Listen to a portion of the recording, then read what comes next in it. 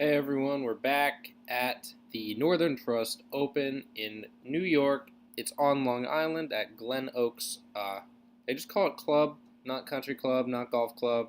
Um, yeah, Glen Oaks Club, which I've actually seen a lot of people this week bringing up Glen Oaks courses and saying, "Oh, but it says it's only 7,100 yards." Yeah, you're looking at the one in Iowa or somewhere else. Glen Oaks is apparently a really popular name for golf courses.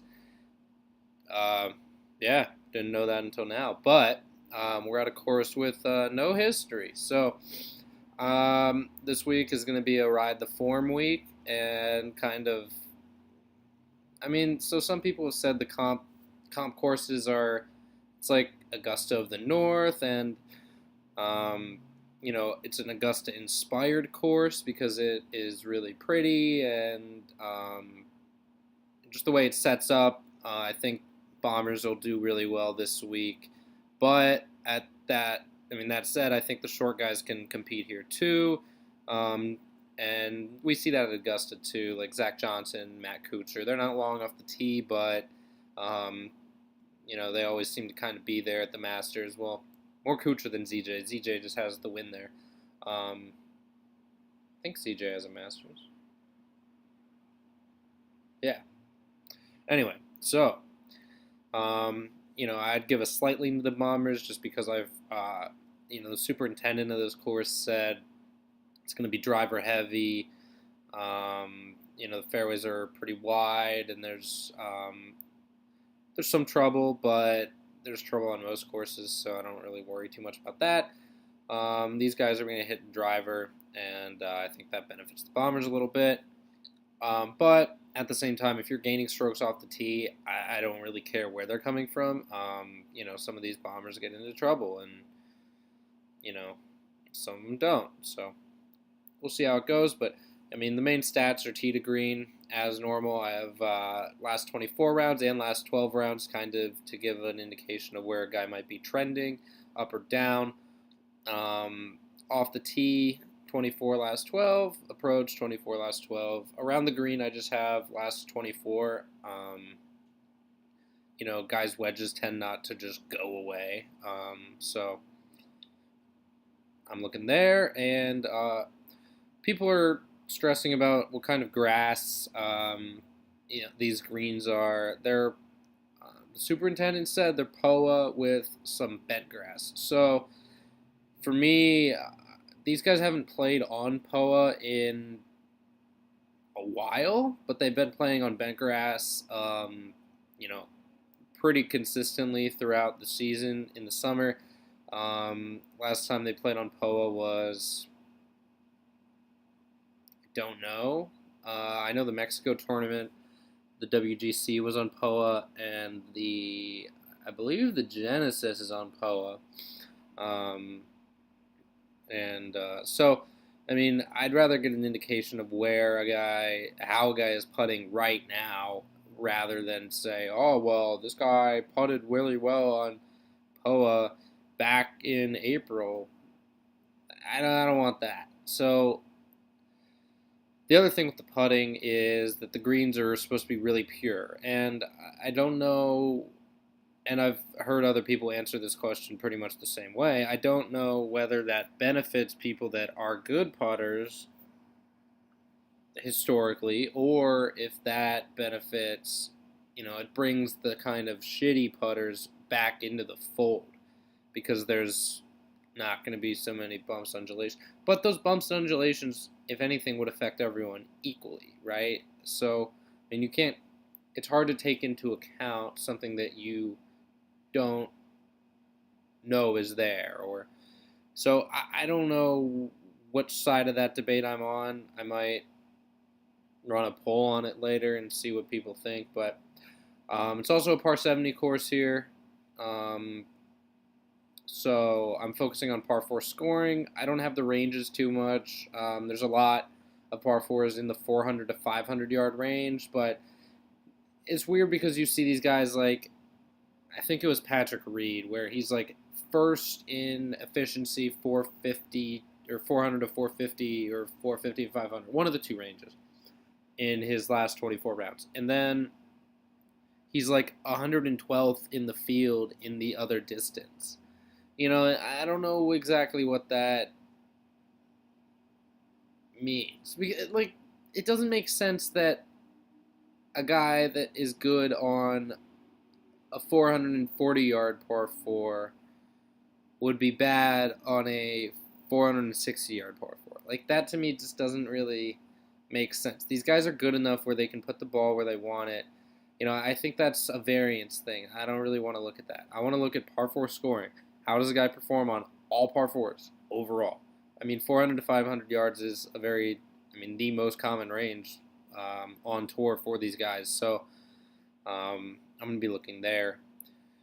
I have Bethpage Black, where they played this tournament last year, actually, as a little bit of a comp course. I'm not really sure it is. I've heard people say it is, and it's the same superintendent that did a redesign of that course. So I think people want to buy into, oh, he did that one, so this one must be like that. But he also said that this course is very different.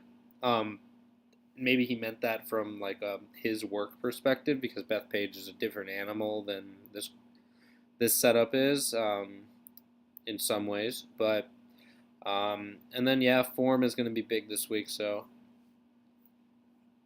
we're sorted over here by DK salary.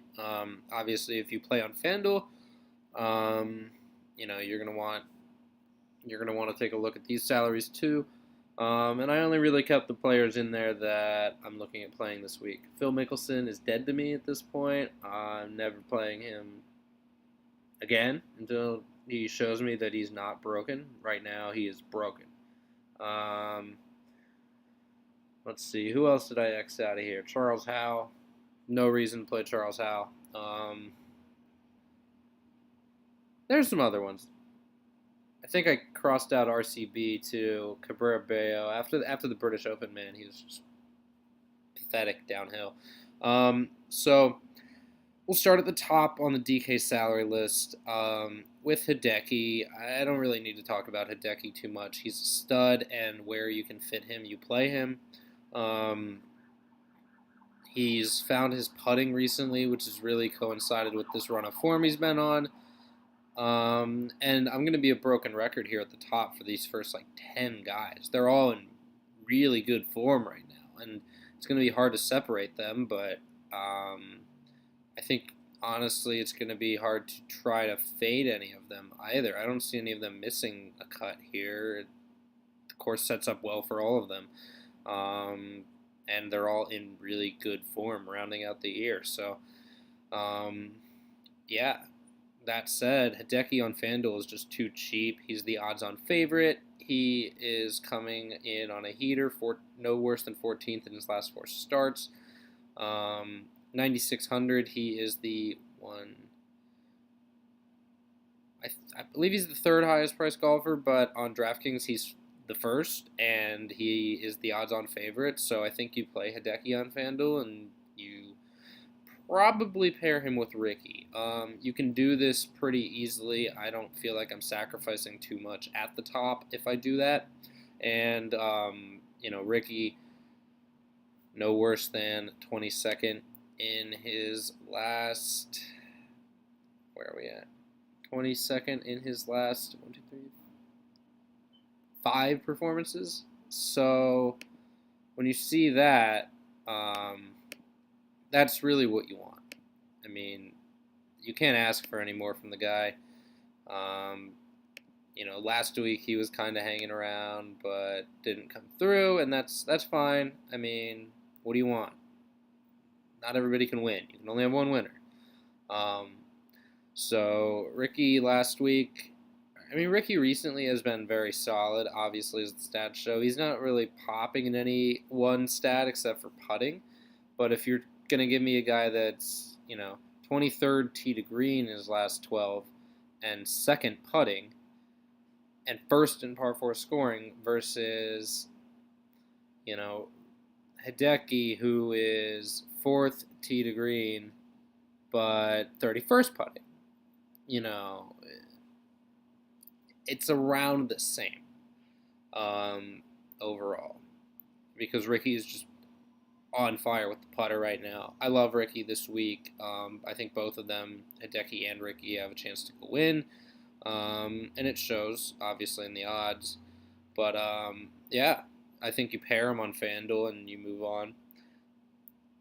Spieth might go a little overlooked this week. I don't really know what to make of him. I mean, I'm probably not going to pay for him on FanDuel in my cash lineups just because I don't think it's necessary. I think I get the same performance out of him. Maybe he's a little disappointed he didn't come through with the career Grand Slam, but, this is the playoffs, and we know Spieth can compete with the best in the world, obviously.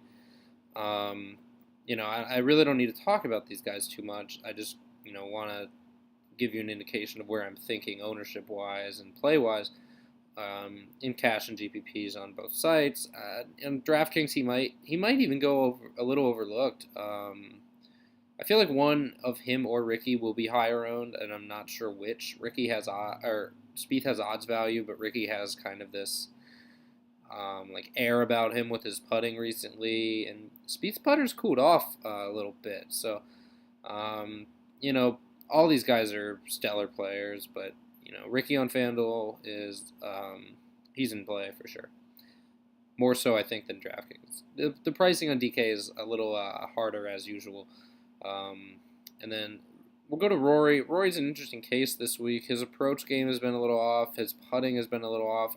He's injured. I'll just say that. If there's any guy that I'm going to just stone fade in this region, it's going to be Rory, even though he's been playing well recently. I mean, he came out and said that he would play the playoffs, and then I think said he would play something else.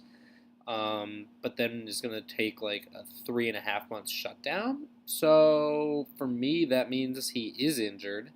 There's no question about that. You don't shut yourself down unless you are injured. I'm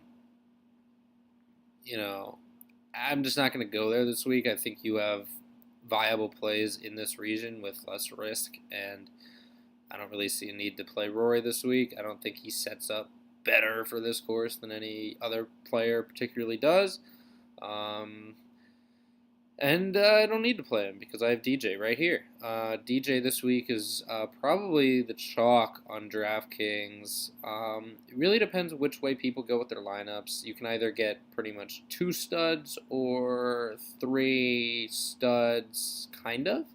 And I'll go into that in a second. But DJ on DraftKings is definitely going to be a chalk play. He's probably going to be around 40% in cash, I would think.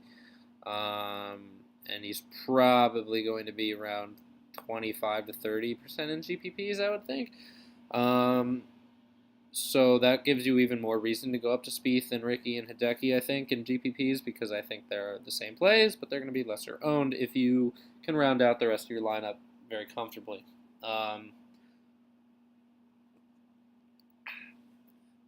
Good tea in the morning here. But yeah, I mean, all these guys have impeccable form, and you can say what you want about, DJ at, before the Canadian, not really playing too well, but, 8th, 17th, 13th, he's back to the DJ of old. He made a charge on Sunday at the PGA, which was nice to see. And he's kind of trending up in his approach game, which I like. His par 4 scoring is up there, obviously, and, a lot of these guys, I forgot to mention the history just because they're not weighing it too much at these comp courses, but, a lot of these guys have good history at both. Hideki hasn't really played Bethpage, or he missed the cut at Bethpage last year, but Hideki last year was kind of, I think he kind of trailed off toward the end of the year. But then, so DJ, definitely a cash play on DraftKings. FanDuel, he's a GPP play. I think he'll go under-owned there. Mainly because there's no reason to go with DJ over Hideki and Ricky at those cheaper prices. And you could say DJ's the number 1 player in the world. You should be paying up for him no matter what if you can. But I'm not really finding myself with that extra $400 salary that I want to, sacrifice somewhere else. So that's that. We'll go to Stenson. Stenson obviously cleaned up last week. shot like minus 22 over 4 days. It was an absurd week. Ollie at minus 21 gets second. That's absurd. You know, I mean, Ollie obviously gets a fat check, but you know he's got to be disappointed with shooting minus 21 and not winning, which sucks for him. But you know, good for the Iceman. I mean, look at his last 5. He's got a win, a 13th, a 17th, 11th, 26th. You know, he's just really dialed in right now. Mainly the approach game. He's not long off the tee, but he gets the job done. And his putter has been good. I don't know what's up with the short game, but he's still a good par 4 scorer. He's great at Augusta. I don't really see any reason not to play Stenson this week. Again, he's riding a win coming into the playoffs. There's not going to be a letdown here from him. You know, you worry about a letdown week when one of these scrubs wins. You know, so with Henrik this week, I think he's fine. He's in play, just as he normally would be. And you could start a DK cash lineup with him instead of DJ, and you'd be fine. I think you could do it with Day too. I mean, Jason Day has good history at both of these courses. He's trending up 9th at the PGA. 24th, 27th. He had kind of a little rough run, like a month or two ago, where and around the U.S. Open time, where he just wasn't playing well. But all of his stats have been trending up recently. You can see the approach is trending up. The off the tee is trending up. I'd have to go back on to Fantasy National and look at what tournament day's approach game was really bad in his last 12 rounds that have been monitored. I think, if I'm not mistaken, it would be... I'm just going to go look quick. Day at the top here. Yeah, I mean, so his approach game hasn't been stellar really at all, but he's kind of found the putter, and he is doing much better tee to green recently. That said, I'm not really sold on Jason Day winning this tournament. A lot of people are talking him up, but I'd rather go with Stenson. He's just shown me a more solid form recently. I mean, you can look quick just to compare these two, because I'm finding myself, I had a Day lineup that I liked in cash, and then I had $100 left. I was like, well, why don't I just go with Stenson? I mean, look at tee to green, fire, approach game is on point, putting, even if his putter isn't gaining an absurd amount of strokes. Stenson's going to be fine this week, I don't really have a problem with him. He was kind of going through, I think, a swing change or something back in earlier in the season. Now he's fine. I think you probably start one cash lineup with DJ, and you start one cash lineup with Stenson this week. Justin Thomas coming off that win. Justin Thomas is still young and emotional, and I just don't know what. I mean, obviously he's going into the playoffs and he's super motivated. That said, though, I'm still not totally sold. Justin Thomas can go win any week, but he can also just go blow up, and we've seen this before from him. He's a streaky golfer, but streaks come to an end, and that worries me a little bit. Coming off a win, he has good history at both comp courses that I'd like to look at, but still off the tee approach. I mean, he doesn't really pop in any of these areas like a guy like Stenson does right now, where or Stenson or DJ or Hideki, Ricky. So I think I'm gonna avoid JT this week. I think he's a GPP play, but I don't see him being chalky. I'd rather take Ricky at that price on FanDuel, and I'd rather take really Stenson, Brooks, or Casey around that range on DK. So talking about Brooks, so Brooks tee to green kind of fell off. His approach game wasn't great at the PGA,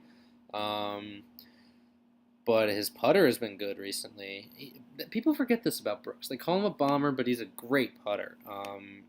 And just taking a look here, his approach, Yeah, I mean, his approach game is still bad from the St. Jude.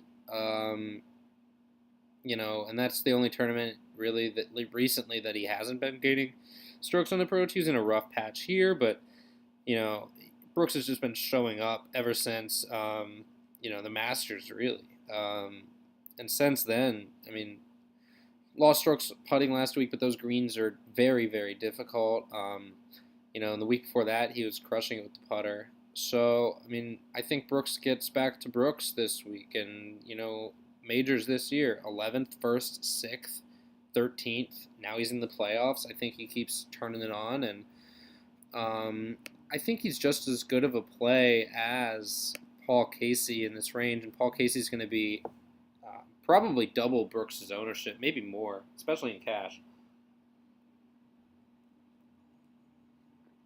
But in cash, I think I would, if you're playing the $100 game between a 2v2, and you're thinking Stenson Casey versus Day and Brooks, I think I'd just go with Stenson and Casey.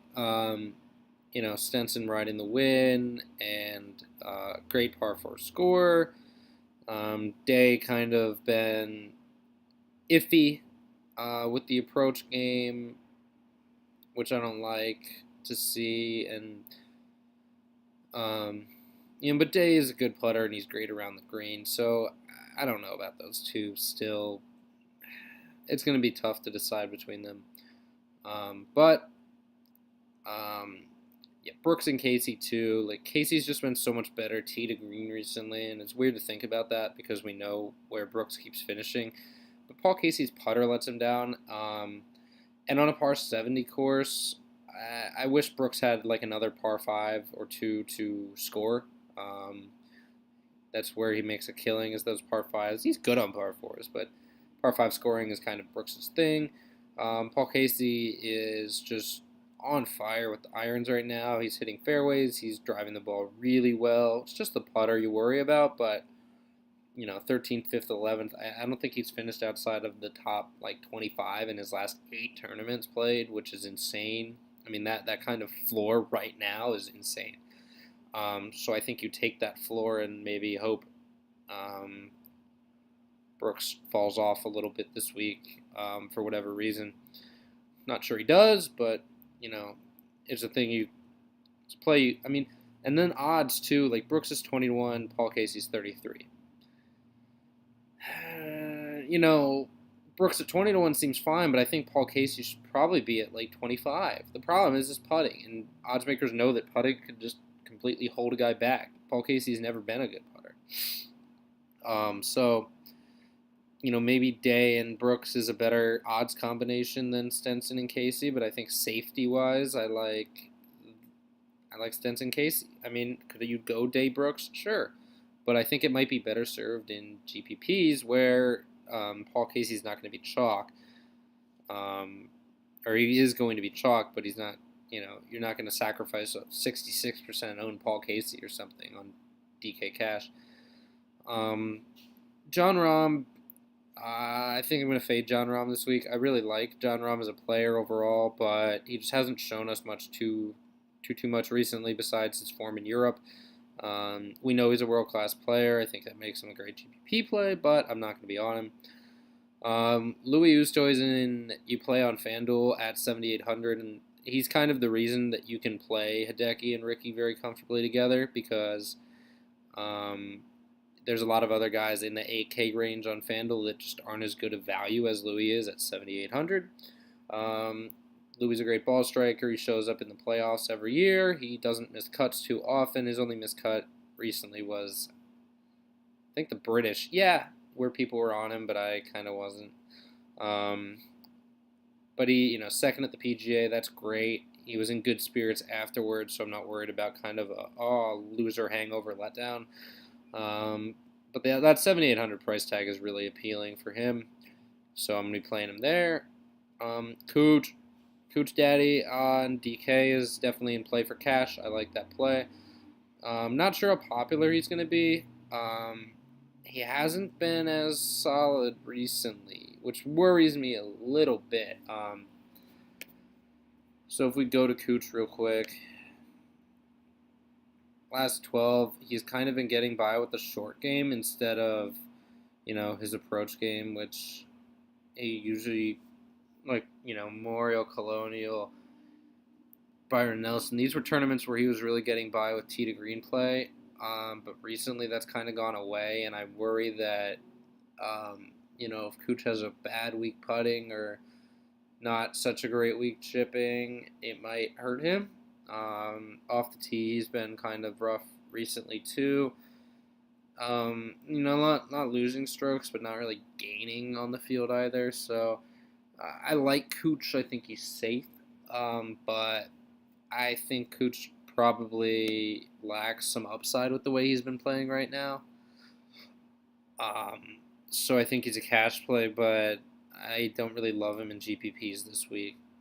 Patrick Reed, another guy that he really showed up at the PGA, but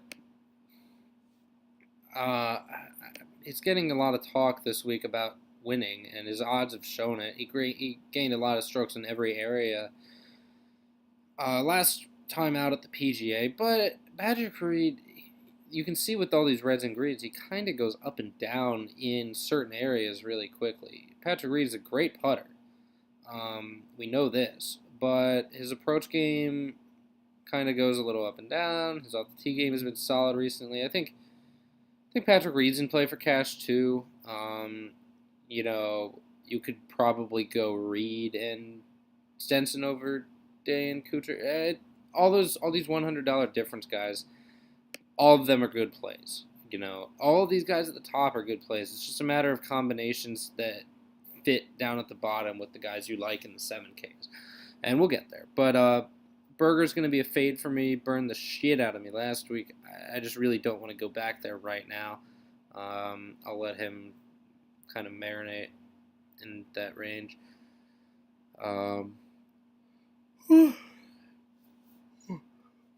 Mark Leishman, he's been solid all year. Just makes the cut pretty much every tournament.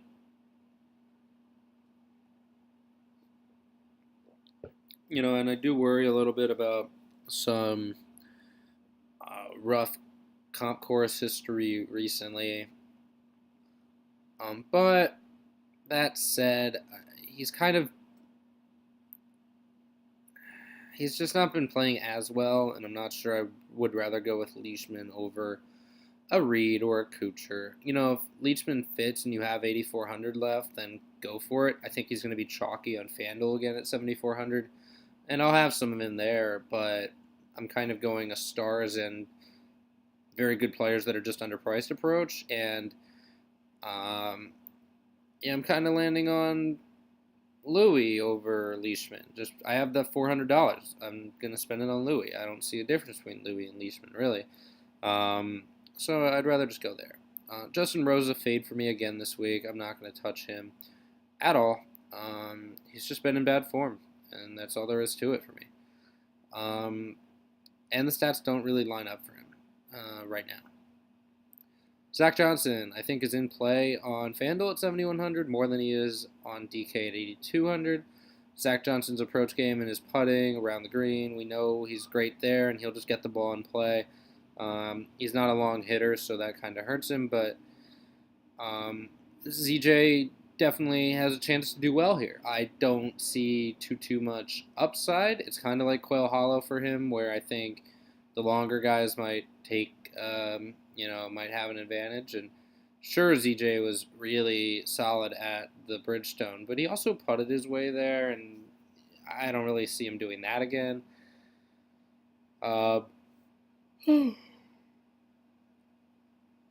Everyone's favorite, Ollie Snyder-Jans. I never get this guy right. Never get this guy right. On FanDuel, I like the price on Ollie, but I like other people at that price more, and I really hope he's chalky and kind of fades this week. Being contention like that, finishing second might hurt. Might have a hangover there this week. I mean, but even then, like when Ollie gets in these strong fields, he has not performed, and that's just kind of the long and short of it for me. We know he's a good player, and I think he has a lot of potential to still compete, but not in these bigger events, in my opinion. The price is absurd for him. We haven't been paying that much for Ollie even in weak field events, so I don't see the reason to play him in a strong field event at that price. And we'll get to some guys that are just straight up underpriced compared to him. Kisner, solid, all-around game. I mean, you see just a lot of yellow and green on those stats, and I like to see that, but I don't see much upside for Kisner. I like Charlie Hoffman way more. So does everyone else. So Kisner is a great GPP play, I think. But again, I don't really know what his upside is. He doesn't do anything particularly well. He could have a great putting week. He could be dialed in this week. We don't know. But he also didn't play very well last week at the Wyndham, where he traditionally has done well. I know he has 2 top 10s there, his last 2 times out, but not this time. So, maybe he was a little disappointed from the PGA Championship 54-hole lead fall off, and I think that might be a very real thing for him. But I'm just going to play Charlie Hoffman on both sites in cash. He's underpriced. He, you could say he disappointed last week, but a 48th place in a major, I'll take it. It's better than a miscut, and it's better than Phil and Brandon Grace did for me. So, yeah. I mean, Charlie's nemesis is going to be his putting, but he's a great par 4 scorer, and I really like him here this week. Cantlay, I think, is a good GPP play. We know he's a solid player. He's made the cut in strong field events before. But again, I don't really see a reason to play Cantlay too much this week. You can probably be at 5 to 7% on him and be overweight. Bill Haas is a fade for me this week. He hasn't shown much form recently and really struggled last week at a course that he traditionally plays very well at. So I'm glad I didn't have much of him because he MDF'd, but yeah, there's that. I really like Kevin Chappell this week. Kevin Chappell struggles at putting, but the other areas of his game, tee to green, have been dialed in recently. I mean, an 8th, a 13th, a 33rd in the major last week. Chappell played well at the Open, which I like to see also. And I like Kevin Chappell this week. If you can't fit Hoffman and you have 7,700, I think you play Chappell. I also really like Molinari this week, coming off a very good performance at the PGA and a 24th in, I forget what tournament. But I really like Molinari. He gained strokes off the tee by being a mix of accurate and semi-long. His approach game is very good. His around the green game is great, and he scores on par 4s. I really like Molinari this week. If you're looking for a potential GPP play in this region, you've got Duffner, but Duffner's putting and around the green game has been very bad. And his off the tee game has kind of struggled recently, so I think Molinari is the better play, but Duffner is going to be the lower owned play. So there's that. Webb this week, I don't really love Webb. He gets by with a short game, and I don't think he can do that against a field like this. Hahn, another guy that's been getting by with his short game, kind of his irons. He's up and down, but he was down last week, and a lot of people were on him. He's been making the cut in these large field events, which is interesting, but I think I'm going to be off of him this week. I don't really see too much reason to go there. If you're looking for a GPP play, I wouldn't hate Robert Garrigus. My problem, again, is that his putting and around the green game is so bad, but his off the tee and approach game has been best in the field in the past 12 rounds for him. So I like to see that. 3 top 10s his last 3 tournaments. It's good to see. Min price on FanDuel, I think you can do worse than that. I'll probably have a few GPP lineups with Garrigus as just kind of a $4,500 flyer. If he makes the cut, then you're probably looking really good with the rest of your lineup. If he doesn't make the cut, you can probably still cash. Just because he lets you free up so much. Playing Garrigus is the equivalent of playing like a 5,500 player on DraftKings. You have so much room to use salary. I can be playing Hideki, Ricky, Stenson, Brooks, and have that be my half of my lineup. That's insane. That's a lot of upside there. And Garrigus surely presents a lot of downside, but that's a GPP play for you. Keegan is bad at putting. And Keegan his approach game has been iffy recently, but he's been gaining so many strokes off the tee and kind of making up for a poor approach game with an around the green game that he's just been doing well. I like Keegan this week, but I have trouble seeing a lot of upside for him in this field. Just given the better overall players that there are, the better putters that there are, etc. He didn't really show up too well last week. I think he finished in the 40th range. I have an underscore here for his form. I know Duffner finished around 20-something, so that's good to see. But, yeah, for Keegan, I like Keegan, but I don't really see him competing for a win here this week. Yeah.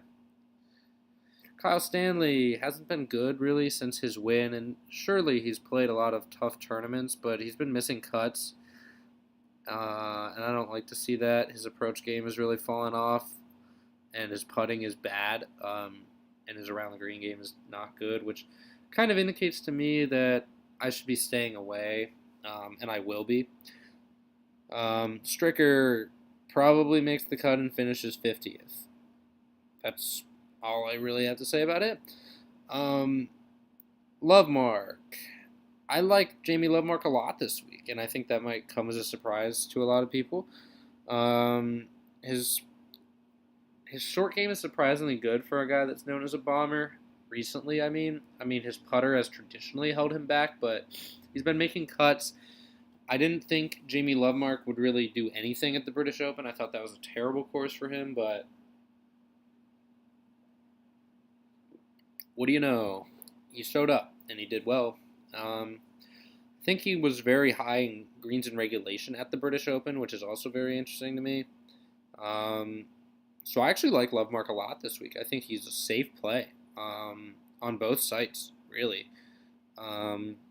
You're getting better odds on Lovemark than you are Stanley, Keegan, a lot of these guys in that range. So I like Lovemark a lot. I have a lineup where Lovemark is I have $7,400 left, and I have Finau already, so fuck it.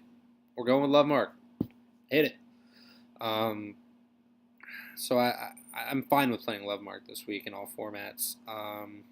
FanDuel, I don't really see a need to go there. There's another guy I like a little more for a little more that I can kind of just plug and play. And I'm not really sacrificing much by doing that. I'm going to be off this week. Really burned me last week. I'm just not going to go back there. And even if you're like, well, he burned everyone last week, nobody's going to go back there. I have trouble seeing the upside with how bad his putter is. So his approach game has kind of fallen off too, and you don't want to see that. Tony Finau is in play this week in all formats. It's going to be chalk because he's Tony Finau, and everyone loves him. He's been putting well recently, which has really been carrying him to some good performances. Started out hot at the PGA, kind of trailed off, but Finau's approach game, he relies on off the tee first and foremost to score, but we'll go in here. Oh yeah, I wanted to mention Martin Flores. He's just been on a heater, so why not ride it?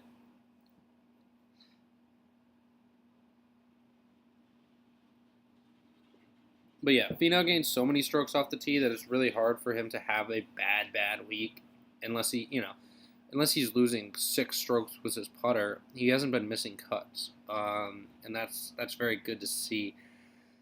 Also for Finau, a lot of his approaches at the PGA were going to be long approaches, I believe. So if I go in here, And the reason I'm going into more detail with him is because he's chalk. But, I think this 150 to 175, 175 to 200 range is going to be key this week. And for Finau, I really like the way he lines up here overall. He's been pretty good with these mid irons overall this year. Shorter irons have kind of been killing him, so I think he's fine overall this week. Safe cash play is going to be chalk as fuck. So you're going to want to play him on DraftKings. My issue with Finau is on FanDuel, he's 8,300, and that's insane. I mean, I'm just not going to pay that price for him. It's just not happening. I'll play Louis, I'll play Leishman, I'll play ZJ, I'll play Charlie. I'm just going to fade Finau. Yeah, Bubba plays well at these comp courses, but he's been so up and down and just blah recently that I just don't want to go there. Yeah, that's all I have to say about that.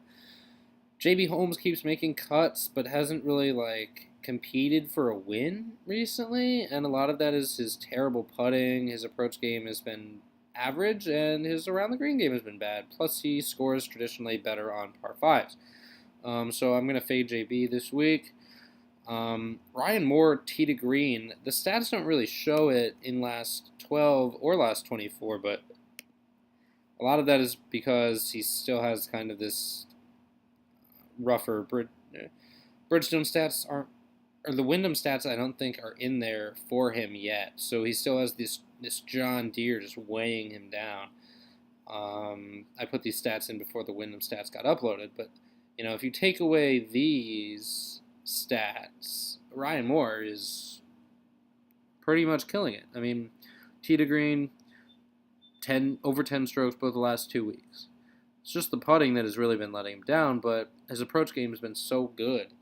I think Ryan Moore is definitely in play in all formats this week. I don't really see a reason not to play Ryan Moore in all formats this week. My only issue with him is that the putting has been so bad that worries me a lot. Because when you see a guy that's just putting that bad, they can turn it around at any time, or they could just keep putting like trash. So that's something to keep in mind. These greens rule true, but his odds have moved down, which means people are buying into the tee to green on him, especially in his last 2 tournaments. So I really like Ryan Moore this week, but if I had to, I'm just going to skip Brendan Steele. I'm not playing Brendan Steele this week. I don't know why he's still on the sheet, actually.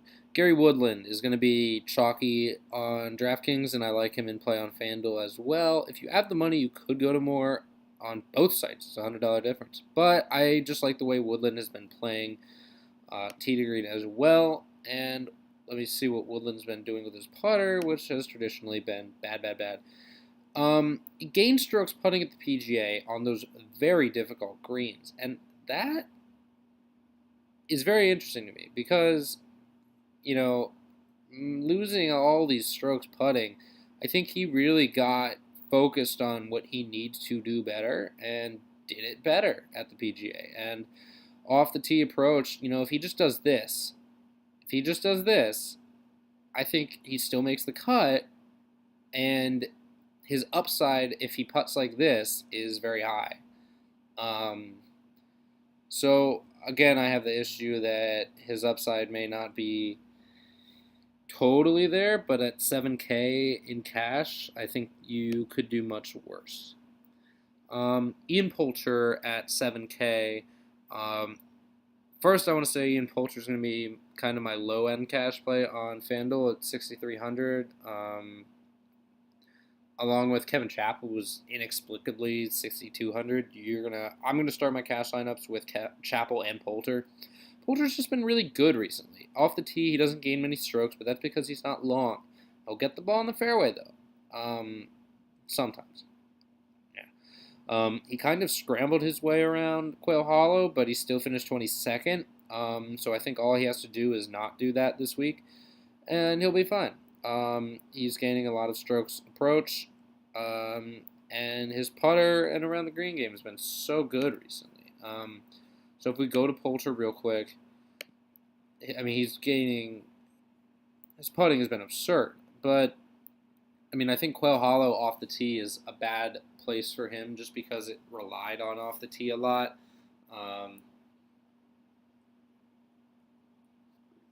But it's going to be really hard for him to perform poorly if he approaches like this, just is average off the tee. And if he putts like this, man, like he has a chance to go top 20 again this week. And that's really interesting to me. Quail Hollow was a tough test. And I think he's going to play really well again this week. So I like him in cash, both sites.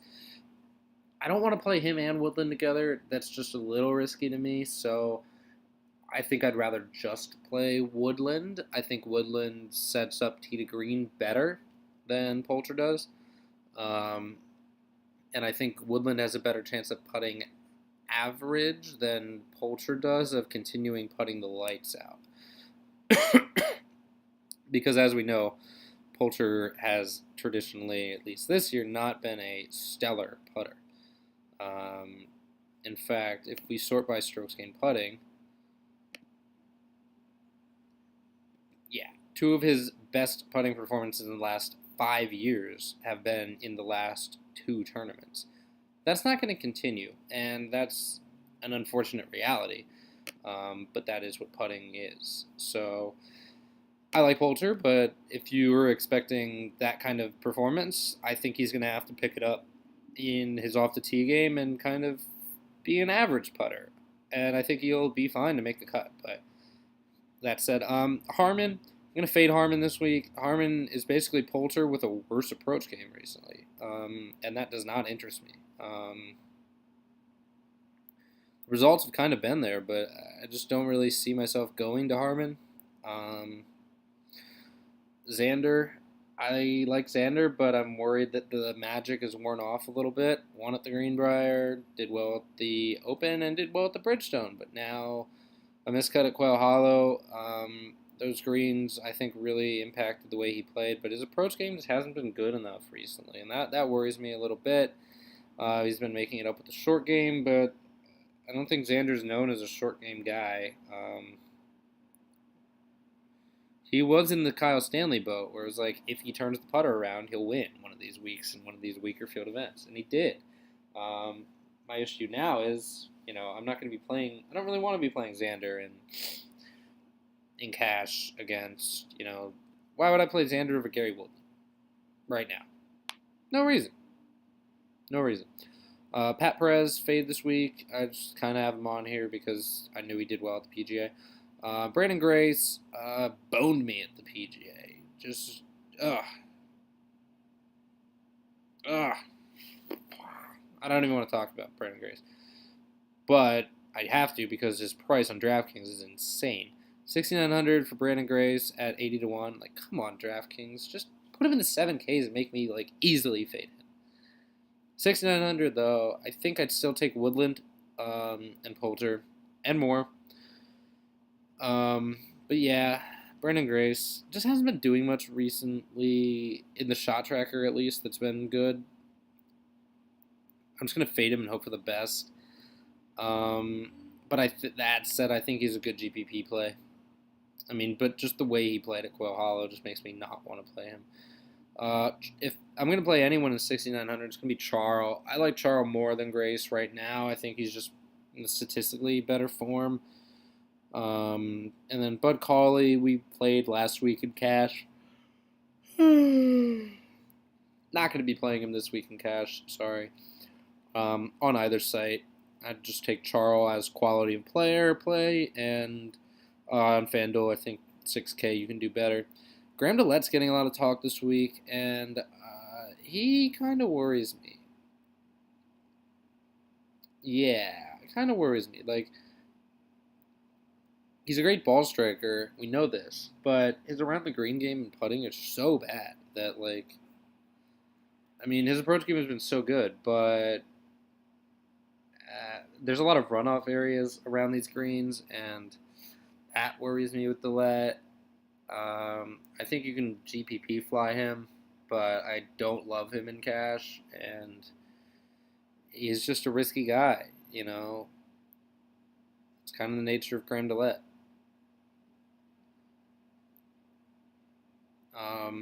Where did he finish 7th? PGA? Yeah, interesting. Good for it. But people might ride that, and I think now would be a good time to get off. Yeah. Grayson Murray, been playing pretty well recently, except he missed the cut last week at a rather easy tournament. Maybe it was a bit of a letdown from the PGA where he was kind of in contention for a while. But he's a great par 5 scorer. I'm not quite sure that this is the course for him. And then Ches Reavie, just been in really good form recently. Very solid, but off the tee, putting around the green, just not quite there recently. So I think I'm just going to fade Ches and let people kind of try to keep riding him. But that's that. If you're wondering where oh boy. Yeah, probably shouldn't show you all my lineups.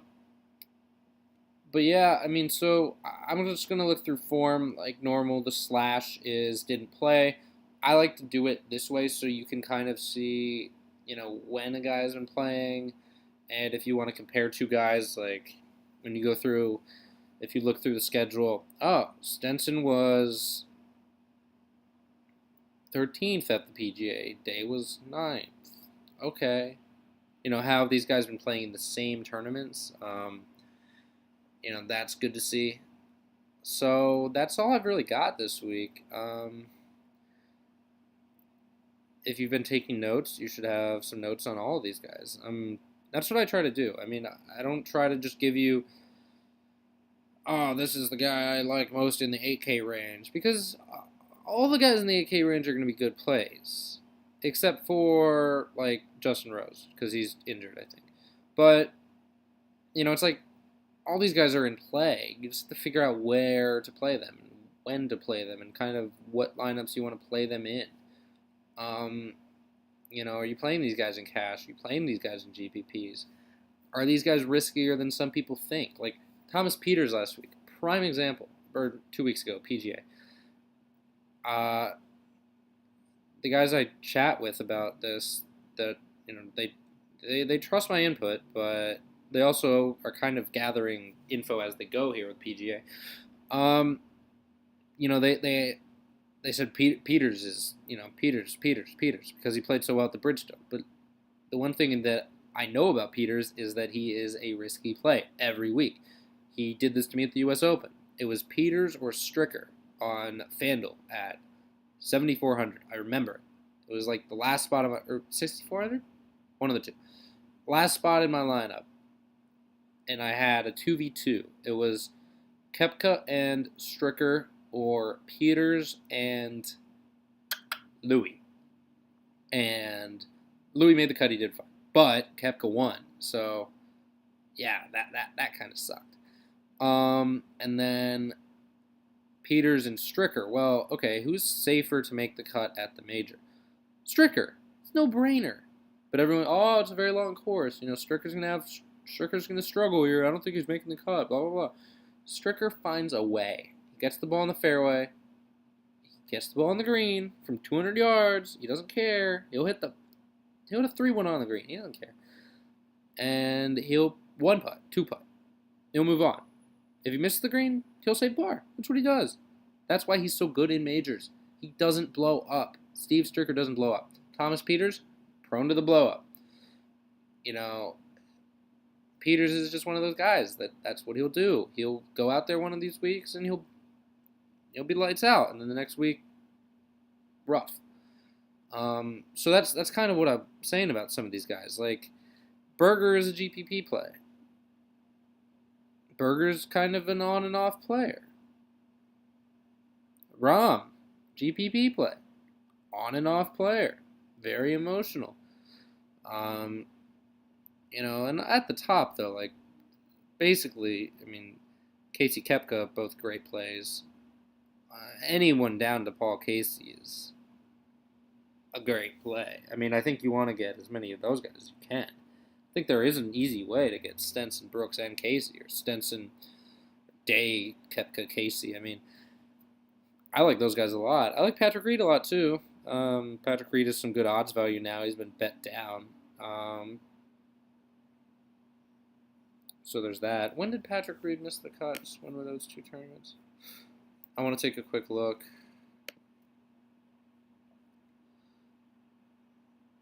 Yeah, I mean, his 2 missed cuts were... What?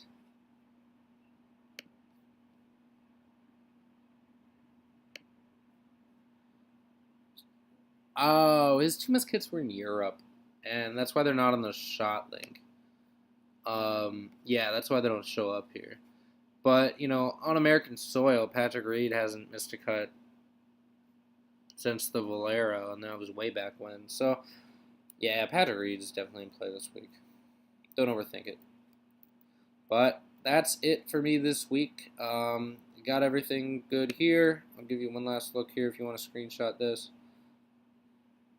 Yes, Adam, I am down for Mayweather McGregor this Saturday. $40 at a theater. Per person? Maybe not. What's the pay-per-view cost? Like $100? Just split it 5 ways. It's $25. I don't want to go to a fucking theater. Not to watch Mayweather dance around. Anyway, that's it for this week, and I will I'll be on Twitter at mandrews93dfs. You know where to find me. If you could like, subscribe, I'll be back again next week with another video.